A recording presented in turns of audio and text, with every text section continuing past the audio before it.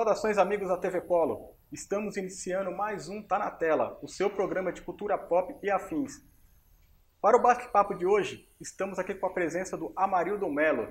Tudo bom, Amarildo? Ô Douglas, tudo ótimo, prazer estar aqui e obrigado pelo convite. Eu que agradeço aqui. Até agora eu tive sorte com os convidados que ninguém recusou de vir. Espero que isso não aconteça. Mas eu chamei aqui porque a sua atividade é de coach, né? Para quem não sabe, né? Acredito que muita gente não entende muito bem o que é o coach. Você poderia explicar resumidamente, né, do que seria? Sim, a gente trabalha com desenvolvimento humano, na verdade, né? As pessoas têm algum objetivo na vida e muitas vezes sozinho ela tem uma visão difícil de conseguir buscar os resultados que ela busca na vida dela. E na verdade a gente se conecta com essa pessoa e tenta trazer para ela uma visão diferente daquilo que ela busca. Então a gente só ajuda a pessoa a encontrar um caminho diferente para ela buscar. Então na verdade o coach é um meio pelo qual a gente faz algumas ferramentas, algumas perguntas, alguma maneira da pessoa visualizar o objetivo dela de maneira diferente e conseguir encontrar, ajudar ela a quebrar as dificuldades, trazer um pouco mais de motivação, algumas coisas nesse sentido. E isso ajuda a gente também diretamente, né? Então isso é bom. Essa troca é um aprendizado mútuo, né? Sim. Eu estou aqui há 10, 11 anos com esse trabalho, né? Desde que de formado, e aí minha formação anterior também ajuda bastante como administrador de empresas, então eu trabalho muito com líderes de algumas empresas a melhorar suas skills, né? De liderança e com as suas equipes, relacionamento e engajamento. Isso você acaba aprendendo porque a pessoa tem que dividir com você para você poder ajudá-la dentro daquilo. Então você acaba aprendendo muito mais, né? Eu aprendi muito mais com essa vida prática do que com a parte teórica, não dizendo que não valha, né? Mas com essa vida prática, essa troca de experiências ajudou bastante mesmo. E antes que o telespectador ache estranho, pô, meu programa de cultura pop, tá falando de coach. Mas a imagem que me veio agora você explicando o que é o coach é o do velho sábio. O velho sábio, o Sr. Miyagi do Karate Kid, o mestre dos magos do Caverna do Dragão, o mentor. Né? Tem essa relação mesmo? Você consegue fazer essa ligação de elemento da cultura pop para a sua atividade de coach? Existe esse elo? Na verdade... Ou melhor, existe elo e se existe você usa ele? Na verdade, assim, quando eu fui fazer um primeiro curso de autoconhecimento, né? Na verdade, o coach é uma das habilidades que eu utilizo. Né? Eu tenho algumas outras que a gente trabalha com desenvolvimento humano, de diversos aspectos. Mas essa é a que é mais preponderante naquilo que eu faço. Mas, no fundo, eu fui buscar um curso de gestão de pessoas. E aí eu fui estudar numa escola em São Paulo que uma das aulas que eu tinha que fazer era justamente esse curso de coach para complementar as horas. E aí eu fui lá e quando eu comecei, mudei totalmente. Uma das coisas que foi interessante quando eu fiz essa formação foi assim, e isso faz parte de eu poder explicar aqui para os telespectadores, né? Como eu lhe conheço já faz tempo, você sabe da nossa vertente e de conhecimento diversos que a gente tem e que eu conheço também. Eu sabia de muitas coisas sobre várias áreas, mas na minha ideia assim, tinha algumas coisas que não se concatenavam, né? Por exemplo, eu tenho uma parte da minha vida que é musical, né? Eu toquei aqui na banda marcial, junto com a banda sinfônica, no coral Zanzalá, fiz parte durante 10, 12 anos desses grupos artísticos. Então você tem conhecimento sobre cultura pop, você tem conhecimento sobre música, tem conhecimento sobre desenvolvimento humano e sobre administração de empresas, mas eu tinha vários conhecimentos em várias áreas e eu achava que isso não se juntava. E quando eu fiz esse primeiro curso, essa formação em coaching, ela me propiciou o seguinte, eu conseguia juntar tudo isso em um aspecto só. Então, respondendo agora diretamente a sua pergunta, sim, na verdade essa é uma de umas vertentes de maneira analógica, né? Tem inclusive uma das grandes ferramentas que eu trabalho em empresas com ela. Toda a grande história contada na maioria desses filmes de heróis dos últimos tempos vem baseado num livro chamado O Herói de Mil Faces, de Joseph Campbell, de 1947. Né? Que todos... Da jornada do herói? Isso, e dentro do livro tem a Jornada do Herói, que inclusive toda a saga Star Wars é contada com base nesse livro. Então toda a ideia do coach é o encontro com o mentor ou com o mestre. Não necessariamente aquele mestre de mestrado, né? Mas aquele mestre que te ensina para a vida, que te traz algum pensamento, alguma ideia que você... Caraca, era isso que eu precisava para conseguir. Que ele precisava para... era isso que eu precisava. Exatamente. Eu não estava enxergando. Exatamente. Aquele empurrãozinho. Né, exatamente isso. Então, na verdade, quando eu visualizei isso, foi muito fácil. Porque o background que eu já tinha de buscar percepções Na verdade, a gente divide aquilo que você conhece com a tua vida e transforma numa ferramenta e faz a pessoa refletir sobre isso, através de simplesmente fazer perguntas. Né? E na sua atividade diária, você consegue ver se, digamos assim, é como se... Na história de quadrinho, quando a pessoa tem aquela sacada, parece a lampadinha na cabeça. Você consegue ver isso na pessoa quando... Ah, é isso. Você consegue ver esse estalo? Cara, na verdade, é justamente isso que paga o retorno, né? A gente trabalha muito com sonho. Hoje em dia tem muito... Não gosto de ser uma pessoa muito do contra, assim, com algumas coisas, mas eu gosto de trazer reflexões sobre tudo. Até porque a minha profissão acabou eu vindo por esse lado, né? Hoje em dia está muito em voga você falar assim, pô, hashtag sextou. Por quê? Porque a pessoa traz uma felicidade que sexta-feira, sábado, domingo é maravilhoso porque eu não vou trabalhar. Pô, então tu tá entregando a tua vida. Sim. Porque segunda, terça, quarta e quinta é o quê? Ou seja, tá perdendo os outros dias, né? Você entende? Então é uma reflexão que você traz. Quando você traz isso para a vida da pessoa, mais de 50% da tua semana você está entregando por uma coisa que você não gosta. Se você pegar, por exemplo, a etimologia da palavra trabalho, ela tem umas 2 ou 3, mas uma delas significa tortura. Então tem gente que acha que trabalhar é torturante mesmo. E ele sai. Não precisa ser, né? Exatamente. Se você trabalha com o que gosta, eu tenho certeza que talvez mesmo com o que você já confessou para mim, com talvez não tanta desenvoltura, mas falar sobre esses assuntos aqui, isso te instiga, por exemplo, né? Pelo que eu te conheço. Então isso é maravilhoso.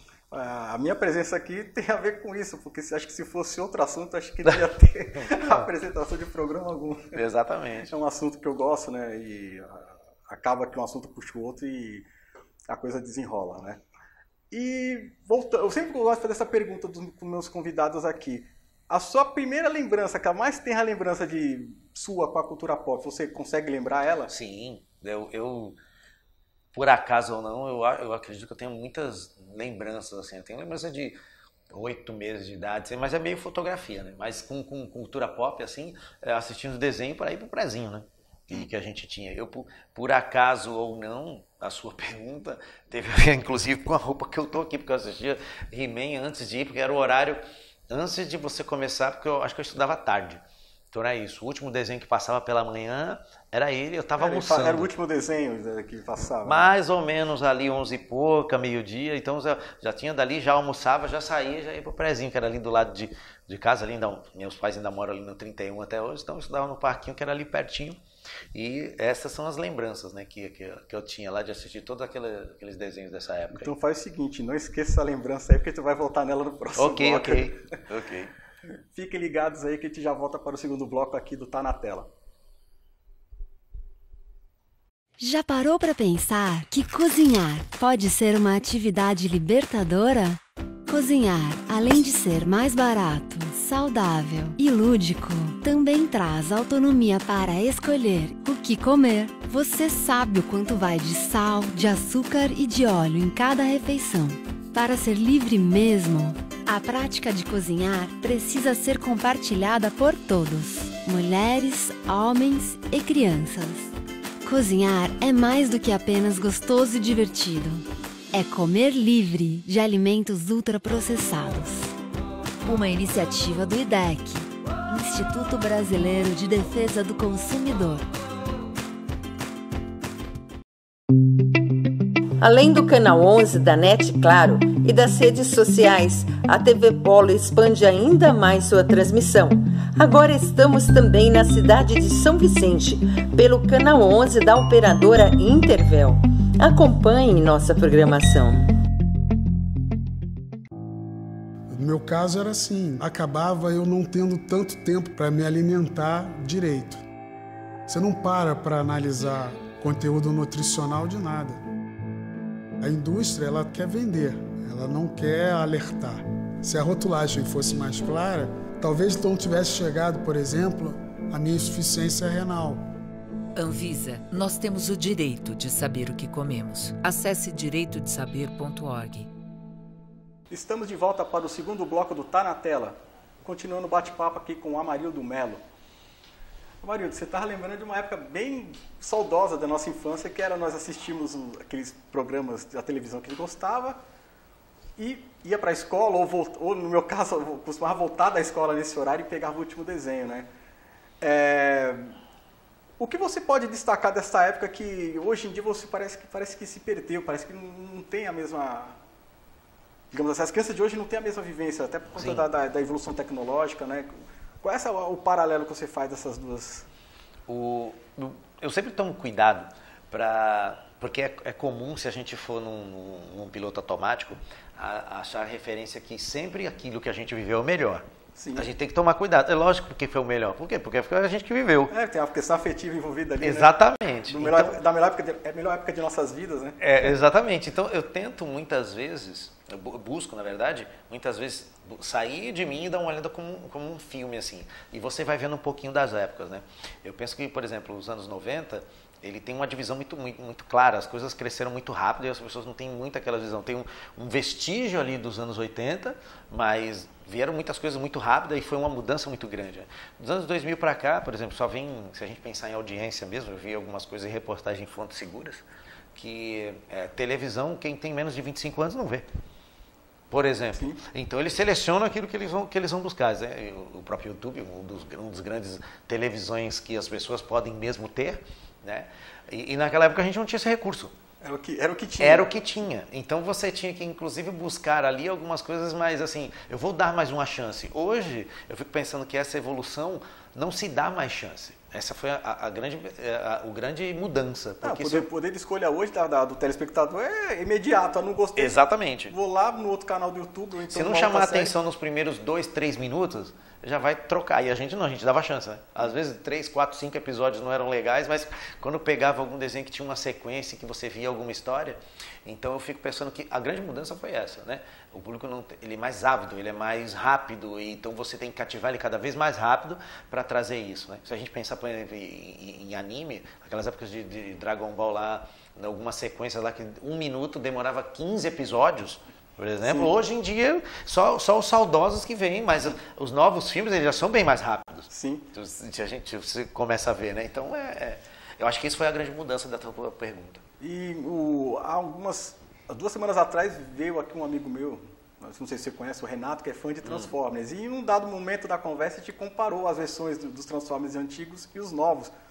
Aí citando o caso do filme do Michael Bay. Sim, sim. Ele não explica muito da mitologia dos Transformers, já dá uma ideia ali do que eles são, o que eles estão fazendo na Terra, e o pau já está comendo lá. Então, a explosão, porradaria, acho que isso ilustra bem a diferença, né? Nós vemos de uma época que as coisas aconteciam de forma mais lenta, né? Não adiantava ter pressa, até porque não tinha o que fazer. Né? Exatamente. E, inclusive, assim, se o resultado é retorno financeiro, então teve, porque tem 5 ou 6 filmes, se não me engano. Tem um spin-off, né, do Bumblebee lá. E tem mais 4 ou 5 filmes, mas o primeiro que eu lembro que eu vi no cinema... Aí, estão produzindo aí. Tem mais um aí, a sequência do Bumblebee, no caso. Isso eu não estava sabendo, mas de qualquer forma, por exemplo, o primeiro que eu fui ver no cinema, quando foi a primeira transformação lá, eu não consegui nem entender. E quando eu tenho aquela memória do desenho lá, era 3, 4, 5 movimentos, né, um atrás dos outros, só para a gente ter uma ideia. Isso reflete o que você acabou de falar, essa velocidade, essa rapidez, e talvez por isso que chamou a atenção. E no caso, essa mudança acontece com a gente também, né, que está vivendo num mundo onde a tecnologia evolui e a gente, querendo ou não, a gente evolui junto, né? E você consegue reparar, por exemplo, um amigo nosso costuma falar assim, a teoria dos 15 anos. É que você assistiu alguma coisa quando era pequeno, você adorava, e quando você olha, o negócio não era tão bom assim, né? Você costuma ter esse choque com algumas produções? Não em todos, mas boa parte, talvez 50%. Mas é isso mesmo, né? Porque, por exemplo, isso vai mudando, a gente vai acostumando com isso, mas eu tenho referência antiga. Quando eu estou fazendo alguns trabalhos, eu fico pensando que, por exemplo, quem sucede alguém, por exemplo, numa empresa, para você começar a perceber que é possível fazer algumas analogias, né? Se você tem um background, você tem referência. Quem não tem, é até difícil manter o sucesso, né? Quando a gente olha nesse contexto, por exemplo, a gente tem referências. Vários desses filmes hoje em dia que foram remakes, a gente consegue lembrar minimamente, pelo menos eu, dos que foram feitos antes. Então você consegue ter a memória afetiva e saudosista, mas lógico que você consegue perceber que, efeito especial é totalmente diferente, né? E algumas histórias realmente são muito melhores. O roteiro era muito mais simples, muito mais direto. A gente não tinha também esse senso crítico, né? Que a gente tem hoje. Então eu costumo não levar 50% sim, mas eu não levar tanto em consideração a isso, porque senão, estraga a memória antiga, né? Aí é ruim. E dois também, eu acho que a gente tem que ver a referência dos olhos que eu tinha na época. Eu não posso olhar com os olhos de hoje o que eu assistia naquela época, é até injusto. Você tem que meio que se afastar, né? Procurar se afastar da lembrança. Então, para o que eu tinha, isso é extremamente maravilhoso. Agora, comparado com hoje, não tem comparação, pô. Não, eu tenho essa ideia também de, tipo, dar uma certa colher de chá. Sim. Porque eu sei que o negócio, né, mas eu acredito que a nossa geração consegue fazer essa separação maior. Porque quem não tem background não consegue se conectar com aquela coisa mais antiga, né? Sim. E ver uma produção mais antiga, ainda que seja bem feita. Eu lembro do Jurassic Park, o primeiro filme. Sim. E pra mim, eu ainda olho aquilo ali, pra mim ainda tá muito bom. Mas a molecada de hoje abate, eu olho ali, rapaz, esse negócio tá mal feito. O próprio Exterminador do Futuro 2, que é dessa época, Sim. 1992, alguma coisa ainda é uma revolução. Aí você dá um salto ali de 8, 9 anos, Matrix, 1999, também foi revolução. Mas você já olha hoje, já vê uma coisa muito estranha. Né? Mas reportagens da época falavam que quanta tecnologia... Eu quero fazer aquela cena dos tiros lá, semanas e semanas, o cara produzindo aquilo, só pra gente lembrar, né? Então, eu lembrei agora da cena do Matrix, se não me engano é o 2, que tem aquela luta do Neo com várias cópias do Agente Smith. Sim. Aí eu fui ver esses dias assim, tu vê que a renderização deles ali é como se fosse um pelado de PlayStation 2, assim, tu olha, então, porra. E na época você, caramba, era muito bom na época, e hoje você já, com um olhar um pouco mais treinado, você vê que a coisa não era tão... A captura de movimentos hoje é muito interessante, né? Você vê essa sequência de filmes aí do... Como é que é? Do Planeta dos Macacos, os novos, né, que o Andy Serkis lá que faz, é muito idêntico ali, parece que é um animal mesmo, não dá nem para você perceber que tem... Sim, é realmente impressionante ali. Então, voltando no assunto que a gente falou, se comparar isso, eu acho que é até injusto, né? Agora, roteiro, sim. Às vezes tem algumas coisas que, igual você falou essa do Transformer lá, eles vieram de lá e vieram para aqui para fazer isso, porrada, e tá bom, chama atenção, se tá dando retorno. Tá dando retorno, pro público quer, toma mais Transformers no caso, né? Exatamente. Amarildo, vou continuar nesse papo aqui no próximo bloco, porque esse já acabou, né? Passa rápido, né? Rapidinho. É isso aí, pessoal. O segundo bloco terminou, mas a gente já volta para o terceiro e último. Hoje vamos falar sobre a segurança e a transparência das eleições. A urna eletrônica não é conectada à internet. Nunca foi comprovada nenhuma fraude. O voto é auditável. Faça sua apuração pelo boletim de urna. Várias instituições participam de testes públicos e comprovam a segurança do voto. Urna eletrônica é segura, é fácil de checar, é do Brasil. Além do canal 11 da NET Claro e das redes sociais, a TV Polo expande ainda mais sua transmissão. Agora estamos também na cidade de São Vicente, pelo canal 11 da operadora Intervel. Acompanhe nossa programação. Nós sabemos o que comemos. Informações importantes sobre os alimentos nem sempre chegam até nós. E isso pode nos levar a escolhas erradas. Por isso, precisamos dos triângulos nos rótulos dos produtos que consumimos, para fazermos escolhas mais saudáveis para nós e nossa família. Porque com eles, 76% dos brasileiros saberiam o que estão comendo. Anvisa, nós temos o direito de saber o que comemos. Acesse direitodesaber.org. Estamos de volta para o terceiro e último bloco do Tá na Tela, com este bate-papo com o Amarildo Melo. Amarildo, nós estamos falando aqui das diferenças tecnológicas, né, dos efeitos especiais do passado com os de hoje, né? Aí você estava falando também da questão do roteiro. Acho que o roteiro, acho que não tem muito o que fazer, né? Você está contando uma história, então quando o filme não tem muito recurso, tem que sustentar em cima do roteiro. Você consegue fazer lembrar de algum filme que, por exemplo, o roteiro era tão bom que mesmo hoje ainda continua sendo relevante? De algum filme, no caso, sei lá, quadrinho, seja lá qual mídia for, série? Eu fico pensando, por exemplo, eu vou pegar algo que a gente conversou aqui alguns minutos, alguns blocos, no primeiro bloco, se eu não me engano, e vou falar um pouquinho sobre roteiro. E aí eu não vou entrar nem no contexto de gostar ou não, porque depende. Às vezes um filme é maravilhoso, para mim, para você, né, subjetivo. Tem um filme de 2010, do Nolan, que é A Origem. E por que é interessante? Existem alguns aspectos, por que é interessante para mim? Porque profissionalmente, por exemplo, existem alguns aspectos que eu trabalho com desenvolvimento humano que, para ilustrar conceitos teóricos do que eu divido em algumas formações, eu peço para a pessoa ver esse filme. Porque a gente fala sobre conceitos de inconsciente. E lá ele está falando, por exemplo, de sonho. E aquele roteiro é muito bem amarrado. Lógico que tem, assim, eu levo sempre em consideração um aspecto, assim, ele vai entrar num filme de ficção? Sim. Então vai ter alguns aspectos que, teoricamente, são mentirosos, assim, no mundo real. Então eu relevo.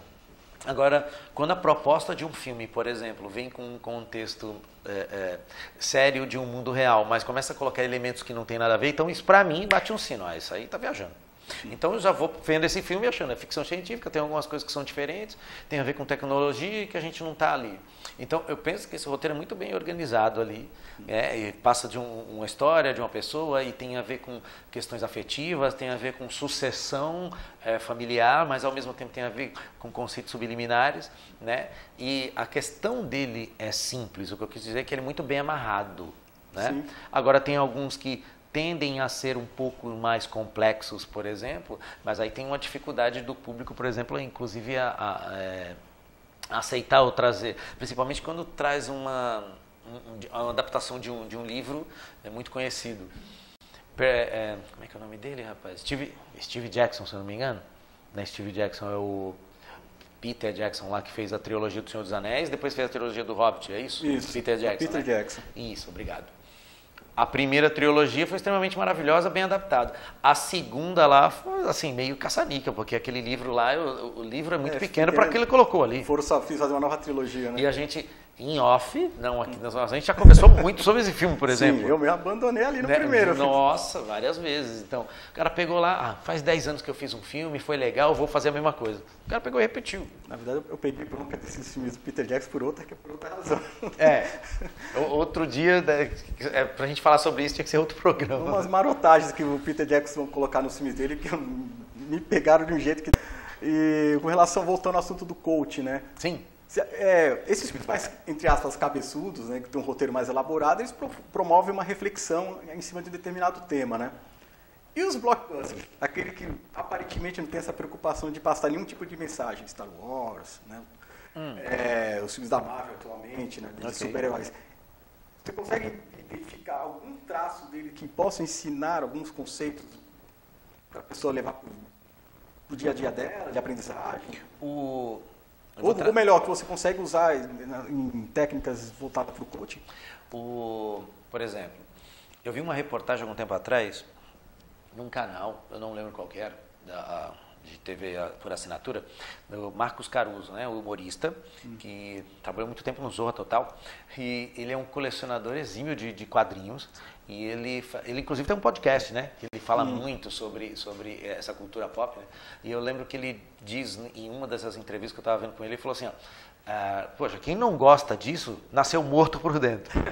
Mas ele é humorista. Sim, sim. Mas o que eu pego dessa reflexão dele é assim, se a gente pensar em gerações, mais ou menos, por exemplo, eu acho que meu pai, coitado, ele não teve, nesse contexto de TV, coitado nesse sentido, né? Ele não teve condições de ver, não teve isso. Então aquilo que ele gosta são informações e a TV tem muito para ele, inclusive hoje, até mais. Para nós, quando éramos pequenos, era o que tinha, imagina mais atrás ainda, né? Exatamente.